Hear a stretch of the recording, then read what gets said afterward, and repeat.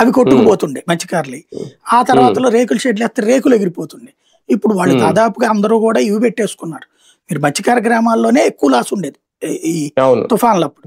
ఇప్పుడు అది తగ్గిపోయింది. ఎందుకంటే కన్స్ట్రక్షన్ స్ట్రాంగ్ గా పెట్టుకుంటున్నారు వాళ్ళు ఇల్లు, సముద్రపు వాటర్ని తట్టుకోవడానికి కూడా. దాంతో లాస్ అక్కడే కంట్రోల్ అయిపోయింది.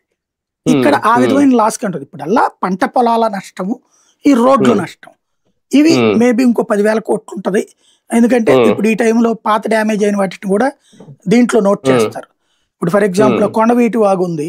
ఆ వాగు వాటర్ వాటికి కృష్ణా నదిలోకి వెళ్ళేదానికి ఉండేటటువంటి గేట్లు ఉంటాయి అక్కడ. ఆ గేట్లు చాలా రోజులు అయిపోయిందంటే పాడైపోయి. నిన్న కృష్ణ వాటర్ ఎదురుతుంది. దీంట్లో నుంచి దాంట్లోకి పోవడం అనేసి కృష్ణలో నీళ్ళు ఎదురొచ్చినాయి. ఎందుకయ్యా అన్నటువంటి దాన్ని ఇప్పుడు ఈనాడు జ్యోతి రాసినాయి. ఏంటయ్యా అంటే ఆ గేట్లన్నీ ఎప్పుడో పాడైపోయినాయట. ఇప్పుడు అట్లాంటివి కూడా ఈ ఖాతాలో రాస్తారు.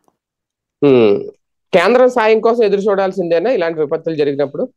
ఆల్రెడీ ఇప్పుడు చేసేటటువంటి సాయం కేంద్రానికి ఇప్పుడు మనకి ఏం చేసిందంటే మోడీ సర్కార్ వచ్చాక ఒక 5 ఏళ్ల తర్వాత అనుకుంటా ఎన్డీఆర్ఎఫ్, ఎస్డీఆర్ఎఫ్ బృందాలను ఏర్పాటు చేసింది.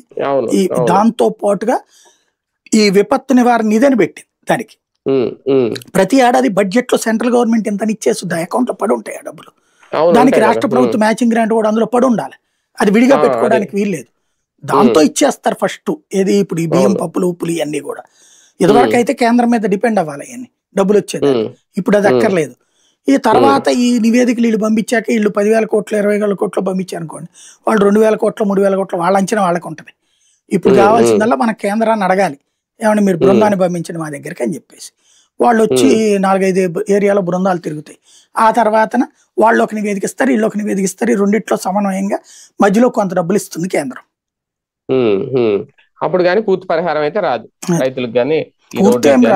వాళ్ళ నష్టంలో 10% పరిహారం వస్తే అదే అంటే వీళ్ళు ఇస్తానంటారు, ఇంత లెక్క చెప్తారు. అది రావాలంటే కేంద్రం గ్రాంట్ కూడా రావాలి.